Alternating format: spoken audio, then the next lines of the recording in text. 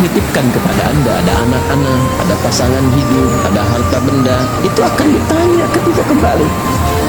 Nah, karena itu rasakan ketika menerima titipan itu bagaimana kalau saya pulang, bagaimana kalau saya wafat, mengembalikan dan ditanya, mempertanggungjawabkan setiap titipan itu.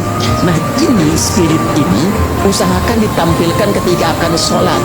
Kata Al-Quran, kalau hendak engkau sholat, rasakan mungkin sholat itu menjadi sholat terakhir dalam kehidupan kita, dan boleh jadi saat sujud itu kita berpulang.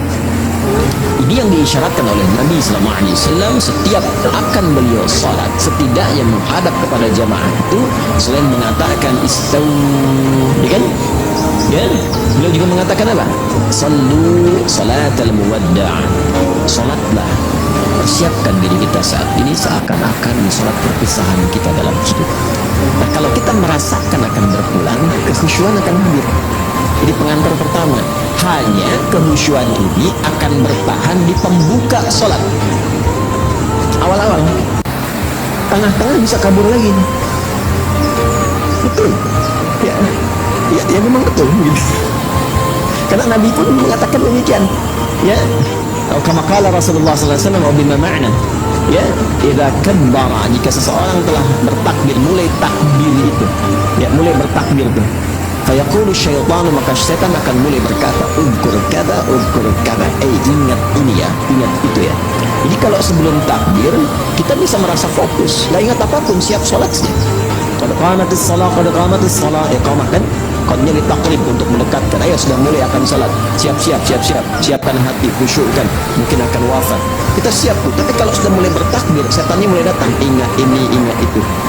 Allahu Akbar, ingat mobil, jemuran, status belum diupdate, apa macam-macam muncul semua. Ya, hatta la yash'ur al-musalli kam raka'atan yusalli, sampai ada orang sholat tidak sadar berapa rakaat sedang menunaikan sholatnya. Itu kata Nabi. Kalau Nabi bersabda demikian, pasti terjadi. Sholat subuh tadi berapa rakaat? 2, ada yang 3. Ibu tadi sholat subuh kesiangan berarti, ya. Tadi itu sih, ya. Ada yang 3, padahal cuma 2. Maka untuk bisa mengurangi itu dan bisa menepikan hal yang mengganggu supaya bisa fokus dalam salat, salah satunya apa? Salah satunya adalah mencoba mempelajari, memahami bacaan-bacaan yang dibaca dalam salat. Itu isyaratnya ada di Quran surah ke-29 ayat 45. Sebelum Anda menunaikan sholat, kata Al-Quran, sebaiknya baca dulu, pahami dulu, lalu amalkan, praktekkan apa yang telah dipahami. Itulah sholat yang ideal. Tidak paham itu tidak berdosa, gugur kewajiban. Jadi kalau kita, bukan kita, kalau ada orang yang sholat,